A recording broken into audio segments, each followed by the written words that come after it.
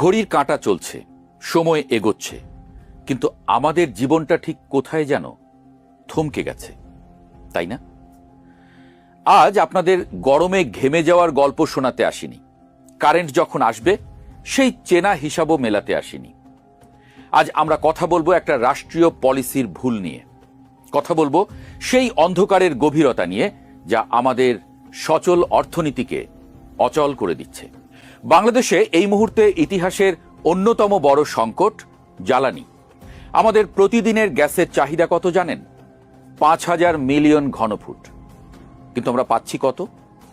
মাত্র ২৮০০ মিলিয়ন ঘনফুট।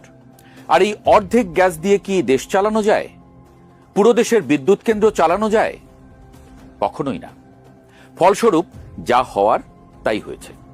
জাতীয় গ্রিডে প্রতিদিন প্রায় ৩,০০০ থেকে রেকর্ড ৩,৭৫৭ মেগাওয়াট পর্যন্ত বিদ্যুতের এক বিশাল শূন্যতা তৈরি হচ্ছে।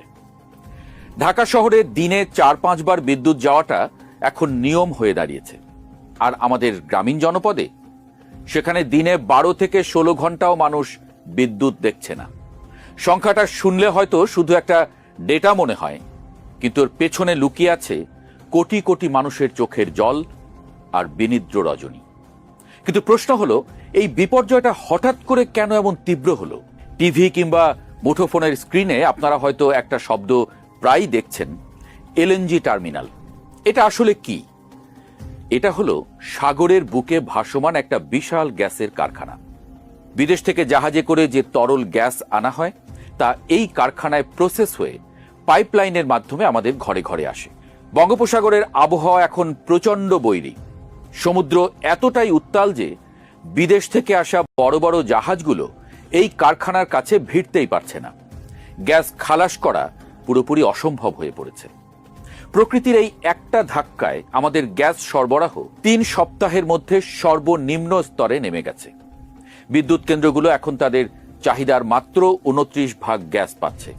তার উপরে কয়লা আর জ্বালানি তেলের চড়া দাম তো আছেই, অর্থাৎ পুরো সিস্টেমটাই এখন একটা সুতোর উপর ঝুলছে। ঠিক এই জায়গায় দাঁড়িয়ে একজন সচেতন নাগরিক হিসেবে নীতি নির্ধারকদের কাছে আপনাদের মনে নিশ্চয়ই কিছু প্রশ্ন জাগছে। আমাদের বিদ্যুৎ প্রতিমন্ত্রী অনিন্দ ইসলাম অমিত সম্প্রতি একটি সত্য সরাসরি স্বীকার করেছেন। তারা বলেছেন, মানুষের ভোগান্তি চরমে, এটি নিয়ে কোনো দ্বিমত নেই, কিন্তু প্রাকৃতিক দুর্যোগের কাছে কারোরই কিছু করার নেই। প্রকৃতি স্বাভাবিক হলে গ্যাস নেওয়া যাবে এবং সরবরাহ কিছুটা স্বাভাবিক হবে। আপনাদের এই সরল স্বীকারোক্তির জন্য ধন্যবাদ, কিন্তু এই যুক্তি কি একটা রাষ্ট্রের পলিসি হতে পারে? প্রকৃতির উপর কারো হাত নেই, একথা সাধারণ মানুষের মুখে মানায়, কিন্তু সাগরের আবহাওয়া একটু খারাপ হলেই একটি পুরো দেশের অর্থনীতি, শিল্প কারখানা আর কোটি কোটি মানুষের জীবন এভাবে অচল হয়ে পড়বে, এই পরিকল্পনা আপনাদের টেবিল থেকে পাশ হলো কিভাবে? আপনারা বলছেন সংকট উত্তরাধিকার সূত্রে পাওয়া। ঠিক, আমরা মেনে নিলাম, কিন্তু সংকট যখন বছরের পর বছর ধরে ঘনীভূত হচ্ছিল, তখন কি আপনাদের কোনো প্ল্যান বি, বিকল্প বা ব্যাকআপ পরিকল্পনা ছিল? এখানেই শেষ না। বিদ্যুৎ ও জ্বালানি প্রতিমন্ত্রীর সবশেষ বক্তব্যে আরো কি আছে শুনুন। এক্সিলারেটেড টার্মিনাল এখন আংশিক চলছে। এটি থেকে পুরো সক্ষমতায় সরবরাহ করতে হলে সিস্টেম নাকি টানা ৭২ ঘন্টা পুরোপুরি বন্ধ রাখতে হবে। তিনি নিজেই স্বীকার করেছেন, এটি একটি অত্যন্ত কঠিন সিদ্ধান্ত। কোন সময় বন্ধ করলে গ্রাহকদের দুর্ভোগ কম হবে তা নিয়ে নাকি ব্যবসায়ীদের সাথে আলোচনা চলছে। মাননীয় প্রতিমন্ত্রী, আমাদের প্রশ্ন হলো, দুর্ভোগ কম হওয়ার কোনো আইডিয়াল বা আদর্শ সময় কি আদৌ এদেশে আছে?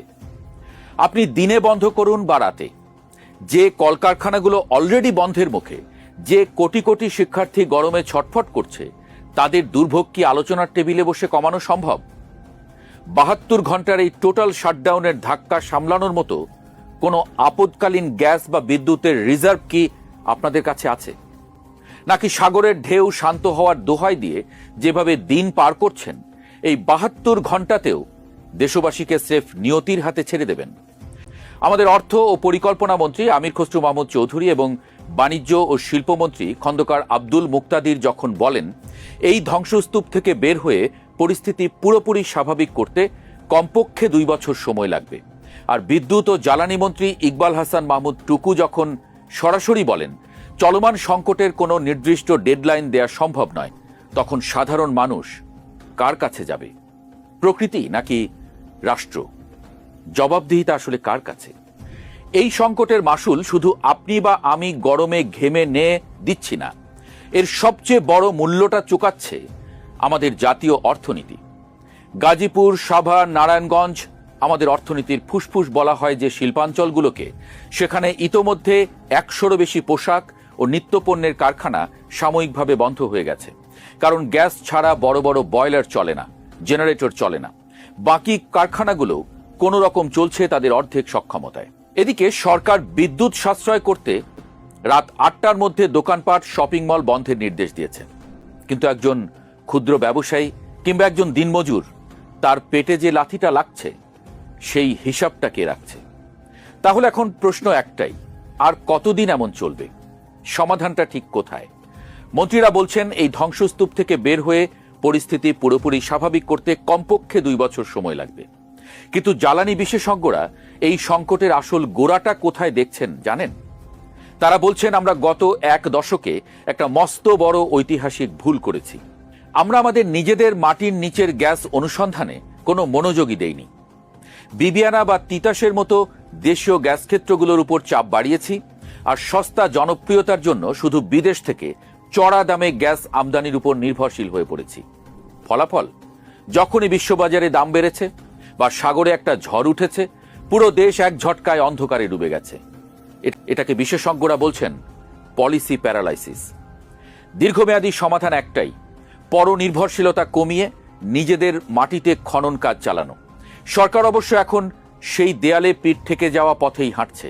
আগামী নভেম্বর মাসের মধ্যে নতুন গ্যাস অনুসন্ধানের জন্য আন্তর্জাতিক দরপত্র বা বিডিং রাউন্ড শেষ করার পরিকল্পনা নেওয়া হয়েছে।